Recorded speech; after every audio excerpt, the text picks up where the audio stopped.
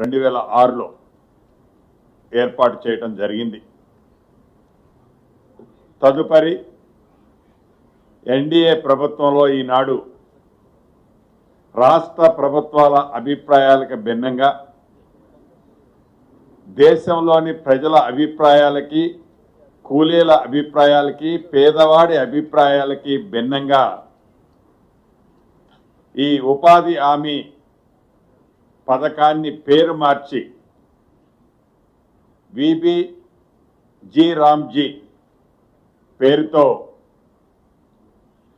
రాష్ట్రాల అభ్యంతరం తెలియచేస్తున్న, దేశంలోని పేదవాళ్ళు అభ్యంతరాన్ని తెలియచేస్తున్న ఒంటెద్దు పోకడతో కేంద్ర ప్రభుత్వం ఈ జీరామ్జీ కార్యక్రమాన్ని నిన్న 1వ తారీఖు నుంచి దేశవ్యాప్తంగా ప్రవేశపెట్టింది.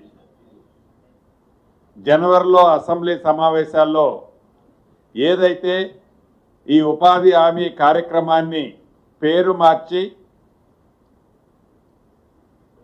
పేదవాళ్ళ హక్కులను హరించే విధంగా ఈ చట్టాన్ని తీసుకొచ్చిన అంశంలో తెలంగాణ అసెంబ్లీ ఏకగ్రీవంగా దాన్ని వ్యతిరేకరిస్తూ తీర్మానం చేసి కేంద్రానికి కూడా పంపడం జరిగింది.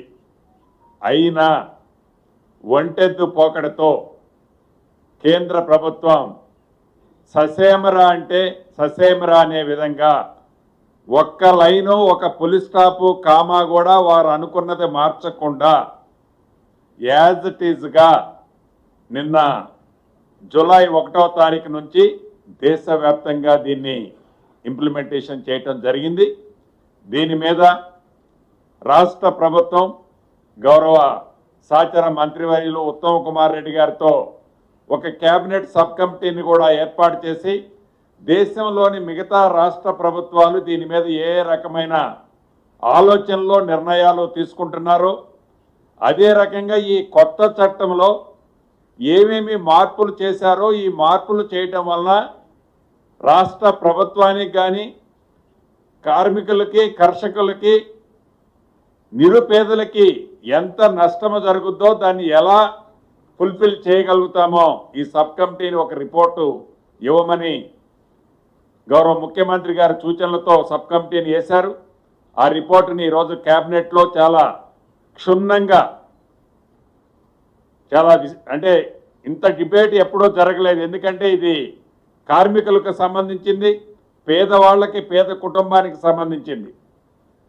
చాలాసేపు దీని మీద డిస్కషన్ చేసి అనివార్యంగా దేశంలోని కొన్ని రాష్ట్రాలు ఏవైతే ఒప్పుకున్నాయో అదే రకంగా తెలంగాణ రాష్ట్రం కూడా గత్యంతరం లేని పరిస్థితిలో ఒప్పుకుంటూ న్యాయపరంగా దీని మీద అప్రోచ్ అవ్వాలని ఈరోజు కేబినెట్ తీర్మానించడం జరిగింది. అదేవిధంగా